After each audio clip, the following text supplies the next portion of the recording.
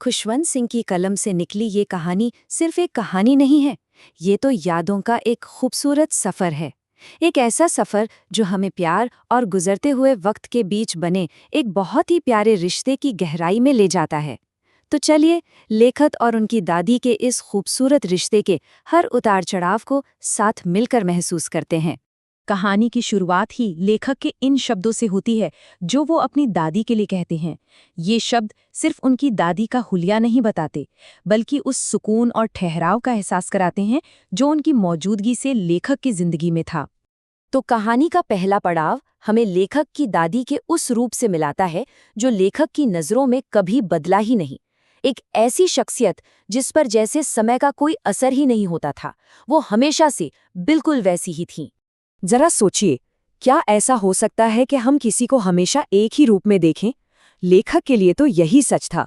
उनकी दादी हमेशा से बूढ़ी थीं, झुर्रियों से भरा चेहरा, थोड़ी झुकी हुई। ये सोचना भी उनके लिए नामुमकिन था कि वो कभी कभी जवान और सुंदर भी रही होंगी, या उन्होंने भी बचपन में खेल खेले होंगे। और पता है, इस सोच को और भी पक्का करती थी दादाजी की वो तस्वीर। उनकी लंबी सफ़ेद दाढ़ी देखकर ऐसा लगता था कि अरे, ये तो 100 साल के लगते हैं। इनके तो सिर्फ ढेर सारे पोते पोतियां ही हो सकते हैं, पत्नियां बच्चे नहीं। चलिए, अब कहानी के उस हिस्से में चलते हैं जो सबसे खास था। गांव के वो साल, वो सुनहरा दौर जिसने लेखक और उनकी दादी की दोस्ती की एक ऐसी नींव रखी जो कभी नहीं टूट सकती थी। उनकी जिंदगी एक दूसरे में पूरी तरह से गुंथी हुई थी। सुबह जगाने से लेकर नहलाने धुलाने स्कूल के लिए तैयार करने तक सब कुछ दादी ही करती थीं। ये रोज के काम सिर्फ काम नहीं थे, बल्कि उनके गहरे प्यार और एक दूसरे पर उनकी पूरी निर्भरता का सबूत थे। और देखिए उनके दिन कैसे एक लय में चलते थे। दादी प्रार्थना गाती थीं और लेखक सुनते थे। इसलिए नहीं कि प्रार्थना सीखनी थी, बल्कि इसलिए कि उन्हें अपनी दादी की आवाज से प्यार था। फिर मंदिर में दादी धर्मग्रंथ पढ़ती और वो स्कूल में अक्षर ज्ञान लेते, और घर लौटते वक्त कुत्तों को रोटी खिलाना, सब कुछ साथ साथ। ये एक बहुत ही सादा पर गहरा साथ था। लेकिन हर कहानी में एक मोड़ आता है। इस गहरे रिश्ते को भी एक बड़ी चुनौती का सामना करना पड़ा, जब वो लोग गांव छोड़कर शहर आ गए, और यहीं से कहानी पूरी तरह बदल गई। शहर की जिंदगी ने ना सब कुछ बदल दिया। हाँ, रहते तो वो एक ही कमरे में थे, पर गांव वाला जो एक मजबूत कनेक्शन था, वो अब धीरे धीरे कमजोर पड़ने लगा था, जैसे कोई धागा खींच रहा हो। और ये बदलाव धीरे धीरे आया। पहले तो लेखक बस से इंग्लिश स्कूल जाने लगे, अब दादी उन्हें छोड़ने नहीं जा पाती थी। फिर स्कूल की पढ़ाई, ग्रेविटी, आर्किमिडीज, ये सब दादी की समझ से बाहर था।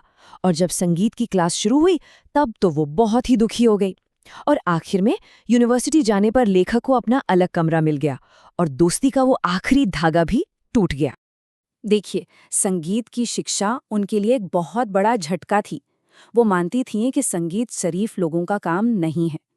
ये सिर्फ पसंद नापसंद की बात नहीं थी, ये दो अलग अलग पीढ़ियों की सोच का टकराव था। और इस बात पर उनकी जो चुप्पी थी ना, वो उनके किसी भी शब्द से ज्यादा भारी थी। तो जैसे जैसे लेखक अपनी पढ़ाई और जिंदगी में आगे बढ़ते गए, दादी ने बड़ी ही खामोशी और शालीनता से अपने अकेलेपन को स्वीकार कर लिया। उन्होंने अपनी एक नई दुनिया बसा ली। उन्होंने बिना कोई शिकायत किए इस अकेलेपन को अपना लिया। अब उनके दिन चरखे की आवाज और होठों पर चलती मौन प्रार्थनाओं के साथ गुजरते थे। ये उनकी नई दुनिया थी, जिसमें वो पूरी तरह रम चुकी थीं। लेकिन इस शांत दिनचर्या में एक छोटा सा वक्त था जो सबसे खास था। दोपहर का सिर्फ आधा घंटा, जो उनके पूरे दिन का सबसे ज्यादा खुशी देने वाला हिस्सा बन गया था। और इस आधे घंटे में क्या होता था? सैकड़ों गौरैया उन्हें घेर लेती थीं, उनके पैरों पर, कंधों पर, यहाँ तक कि सिर पर भी बैठ जाती, और वो बस मुस्कुराती रहती। ये गौरैया ही अब उनकी नई दोस्त थी, जिनके साथ वो बिना कुछ कहे अपना अकेलापन बांटती थी। अब कहानी में 5 साल का लीप आता है। लेखक विदेश से पढ़ाई करके लौटते हैं, और उस दिन कुछ ऐसा होता है जिसकी किसी ने कल्पना भी नहीं की थी। जब वो विदेश जा रहे थे तो दादी स्टेशन पर आई थीं। उन्होंने लेखक के माथे को चूमा था। लेखक को लगा कि शायद ये उनकी आखिरी मुलाकात है। लेकिन 5 साल बाद जब वो लौटे तो दादी स्टेशन पर थी, बिल्कुल वैसी ही प्रार्थना करती हुई। उस शाम कुछ ऐसा हुआ जो किसी ने सोचा भी नहीं था। जिंदगी में पहली बार दादी ने प्रार्थना नहीं की, बल्कि पड़ोस की औरतों को इकट्ठा किया, एक पुरानी ढोलक उठाई और घंटों तक गीत गाए, ऐसे गीत जैसे कोई जंग जीतकर योद्धा घर लौटा हो। ये उनकी तरफ से बेहिसाब खुशी का इजहार था। पर वो जो बेमिसाल जश्न था, उसका असर उनकी सेहत पर पड़ा। और यहीं से कहानी अपने सबसे मार्मिक और शांत अंत की तरफ बढ़ती है। अगली सुबह उन्हें हल्का बुखार हुआ। डॉक्टर ने कहा कि ठीक हो जाएगा, पर वो जानती थीं। उन्होंने साफ कह दिया, मेरा अंत निकट है, और ये भी कहा कि वो अपने आखिरी पल किसी से बात करने में बर्बाद नहीं करना चाहती। वो शांति से बिस्तर पर लेटी माला जपती रहीं। और फिर देखते ही देखते उनके होंठ हिलने बंद हो गए। प्रार्थना खामोशी में बदल गई, और जो माला हमेशा उनकी उंगलियों में रहती थी, वो उनकी बेजान उंगलियों से फिसलकर नीचे गिर गई। बस परिवार समझ गया कि वो अब नहीं रही।